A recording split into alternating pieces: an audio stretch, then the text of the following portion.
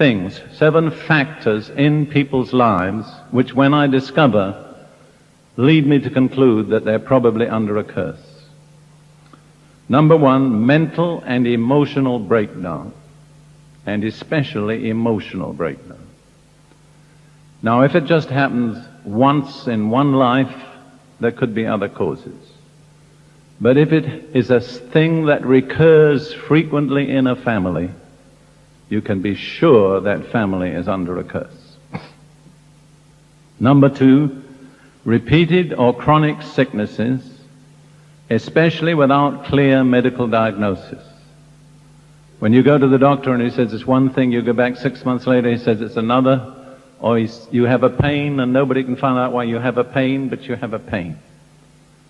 And especially again, if these things run in families, I would say almost certainly that family is under a curse.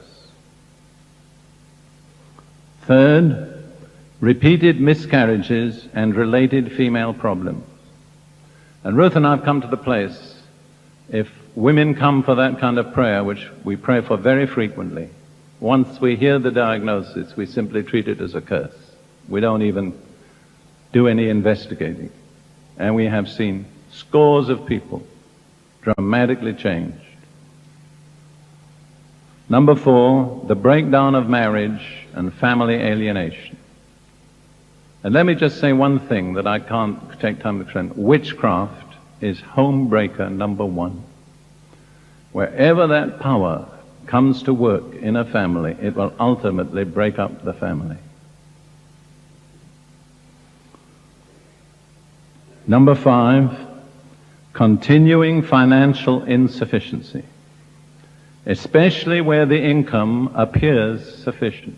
You know, there are lots of people who always have enough money, but it's never enough. You know that? You might be one of them. Well, you begin to check. I got a letter from a lady in the United States a couple of years ago. She said, I think my husband's family is under a curse. She'd heard my teaching.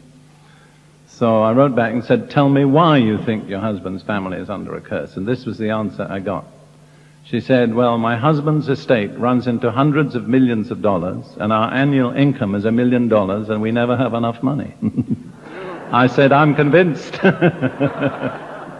That's so characteristic, see. If there's a curse over your life, nothing ever really works.